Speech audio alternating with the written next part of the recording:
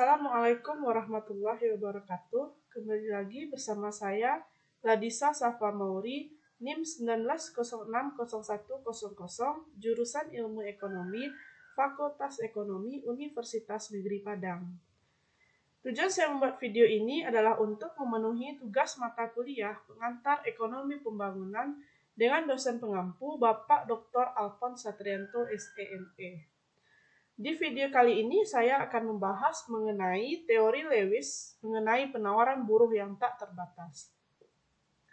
Profesor W. Arthur Lewis membangun teori yang sangat sistematis mengenai pembangunan ekonomi dengan penawaran buruh yang tidak terbatas. Dia membagi perekonomian menjadi dua sektor yang disebut sebagai ekonomi dua sektor. Lewis percaya bahwa di banyak negara terbelakang upah sekedar cukup untuk hidup atau subsisten. Pembangunan ekonomi berlangsung apabila modal terakumulasi sebagai akibat peralihan buruh surplus dari sektor subsisten ke sektor kapitalis. Sektor kapitalis adalah bagian dari ekonomi yang memakai kapital yang dapat direproduksi dan membayar kepada si pemilik kapital atas pemakaian kapital tersebut. Sektor ini mempekerjakan buruh dengan upah di pertambangan, pabrik, perkebunan, guna menghasilkan laba. Sektor subsisten menggunakan modal yang dapat direproduksi. Pada sektor ini, output per kepala lebih rendah dibandingkan pada output pada sektor kapitalis. Teori Lewis yang kedua yaitu surplus kapitalis. Penghasilan dari sektor subsisten menentukan tingkat upah di sektor kapitalis. Tapi dalam praktek upah kapitalis 30% lebih tinggi daripada upah subsisten sebagai akibat A. Kenaikan yang mencolok pada output sektor subsisten yang dengan kenaikan pendapatan real dapat menyebabkan pekerja meminta upah kapitalis yang lebih tinggi sebelum menawarkan dirinya untuk suatu pekerjaan. B. Jika dengan penarikan buruh dari sektor subsisten itu, produk total tetap sama, maka produk rata-rata dengan juga pendapatan real dari mereka yang tertinggal akan naik. Kemudian yang C, biaya hidup yang tinggi dan beberapa pertimbangan kemanusiaan. Selanjutnya, pembentukan modal tergantung pada surplus kapitalis. Surplus ini diinvestasikan kembali pada aktiva kapitalis baru. Pembentukan modal berlangsung dan lebih banyak orang dipekerjakan dari sektor subsisten. Proses tersebut terus berlangsung sampai rasio buruh modal naik dan penawaran buruh menjadi tidak elastis. Jadi, pembentukan modal bergantung pada surplus kapitalis. Peranan pemerintah dan kapitalis swasta. Menurut Lewis, problem pokok dalam teori pembangunan ekonomi adalah memahami bagaimana masyarakat yang sebelumnya menabung dan menginvestasikannya. 4 atau 5% dari pendapatan nasional mereka apakah ditabung atau diinvestasikannya. Di negara terbelakang yang memiliki buruh surplus, hanya 10% dari rakyat dengan tabungan pendapatan terbesar yang menerima sekitar 40% dari pendapatan nasional. Tapi kelas dominan yang terdiri dari tuan tanah, pedagang, peminjam uang, pendeta, tentara, bangsawan adalah kelompok yang terjerumus dalam konsumtif. Karena itu, hanya kapitalis negara dan swasta sajalah yang dapat menciptakan modal dari tingkat laba yang dihasilkan.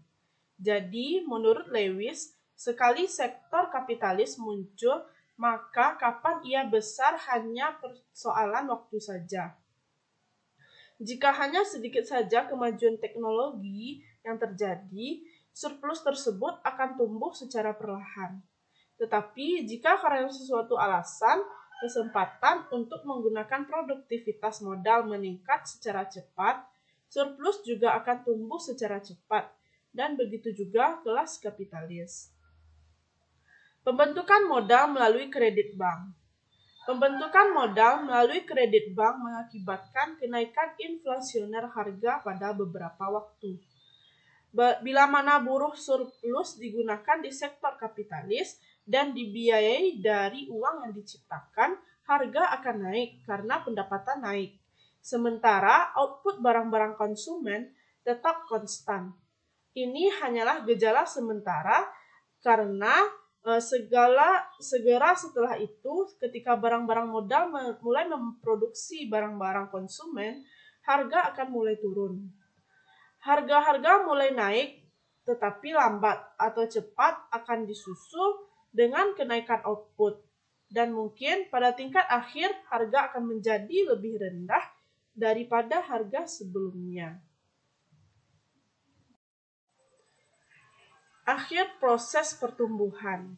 Teori tersebut menunjukkan bahwa jika penawaran buruh yang tak terbatas tersedia pada upah real yang konstan, dan jika suatu bagian dari laba diinvestasikan kembali dalam kapasitas produktif, laba akan tumbuh terus-menerus dibandingkan dengan pendapatan nasional, dan pembentukan modal juga akan tumbuh dibandingkan dengan pendapatan nasional.